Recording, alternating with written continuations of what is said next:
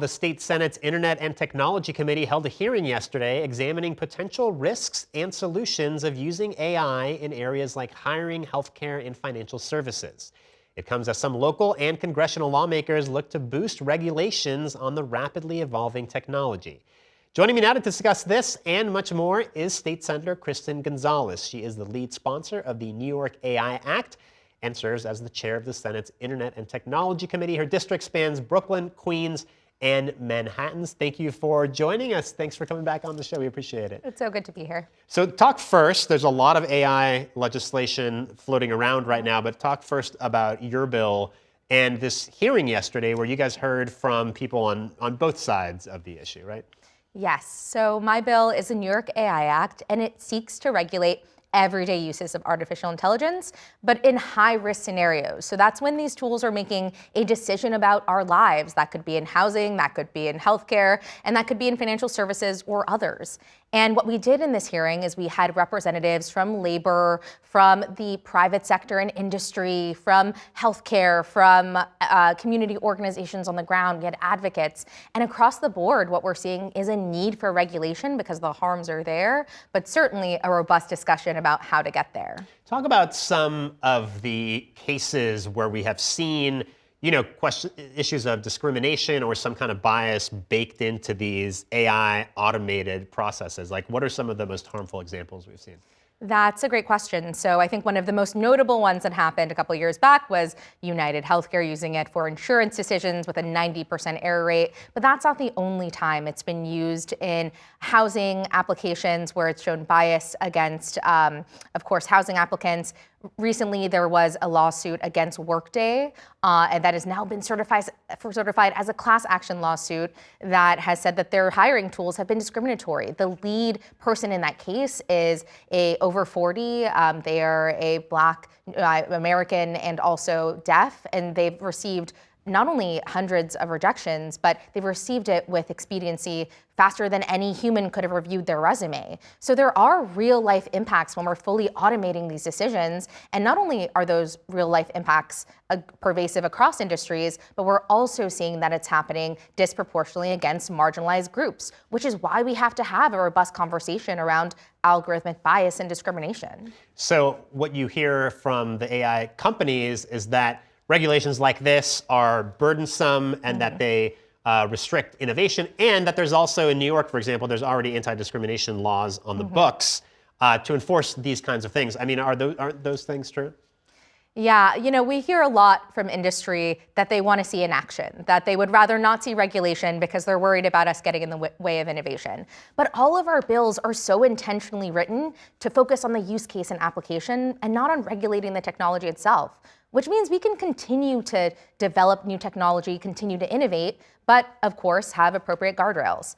I see AI like a car. It is a new tool. It can get us to some really great and fast places. But we haven't built the roads or the stop signs or written the traffic laws to keep us safe. And one thing I've heard that's resonated with me is when the car was first introduced, it actually ended up going faster once they introduced the brakes. So let me ask you about some of the initiatives that Governor Hochul mentioned in her State of the State speech earlier this week. I mean, among other things, she wants to disable AI chatbots that interact with kids. And we've seen, some really horrific outcomes where kids were communicating with AI chatbots and were driven to suicide. Yeah. Is that an area that you guys are looking at legislatively? I mean, that's a great example of what happens when we roll out these imperfect tools and have no regulation or oversight really whatsoever. We have chatbot legislation that we've been working on with Common Sense Media and with the Attorney General's office, and we'll certainly be negotiating that through the budget. But just like all of the other legislation we talked about, we're hearing pushback from industry on regulating in that space. So we want to make sure that every New Yorker is tuned into this because it's not just harms against marginalized groups in hiring, healthcare, otherwise. It could be life or death when it comes to things like companion bots. And then the other thing the governor talked about is deepfakes in politics. Yeah. I mean, we've already seen this in political campaigns where there's AI-generated images and videos that are confusing people and making them think that candidates have done things that they haven't actually done. So there needs to be, according to the governor, more disclosure and an actual ban on some types of deepfakes, right? Now, this is something I like talking about because the state has actually taken action.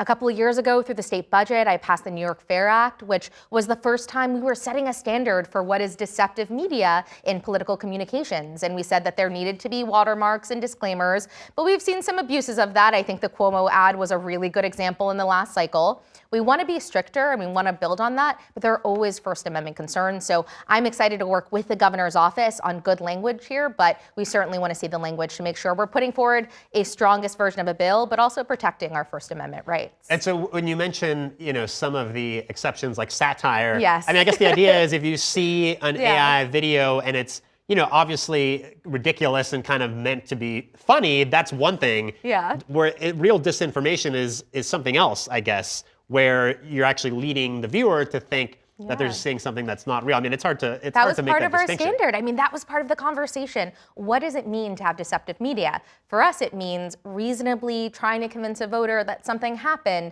that didn't happen. So that's our current standard. But again, we can get stricter based on maybe what the governor's office wants to do. But there is, I think, a spectrum between misinformation and really trying to make voters believe something happened versus, of course, political satire, which is part of our democracy and part of our democratic process. And then with disclosure, I know this was an issue in your previous legislation where people can disclose that it's AI, but the type is so small that the average person isn't even going to notice that it's there. Yeah, well, in our bill, we said that it had to be the same size font as other fonts in the ad, and it had to be visible. But I think, again, Cuomo is a good example. We didn't see that in that advertisement, and we actually don't think it was really in accordance with the law. But ultimately today, what we've provided is if you're a campaign that's been impacted by this or a candidate, you can have injunctive relief, which really just means you can, seek legal action, have it taken down immediately. But we need more campaigns actually exercising that in order to start regulating that misinformation. Because we're also not seeing a lot of these social media platforms being proactive enough in taking down disinformation and, of course, deepfake ads.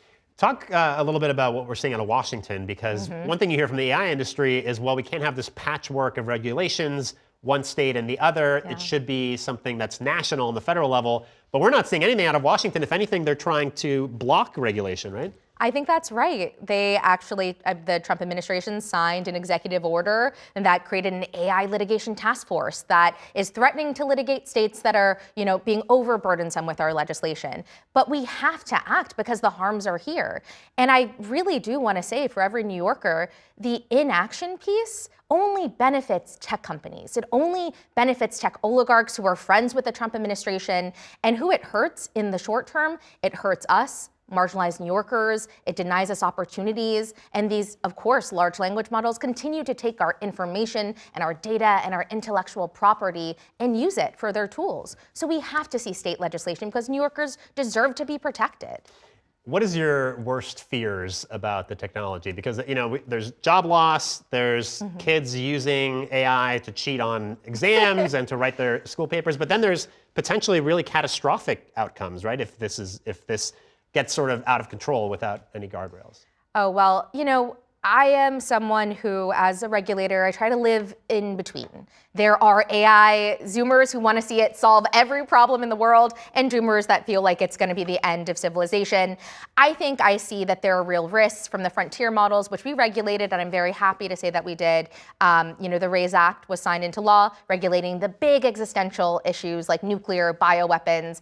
But what keeps me up at night are the everyday uses, the chatbot interactions and AI psychosis, which is documented, the use of AI in therapy, the use of AI, again, in automated decisions in high-risk scenarios that can really deeply impact people who are already disproportionately impacted.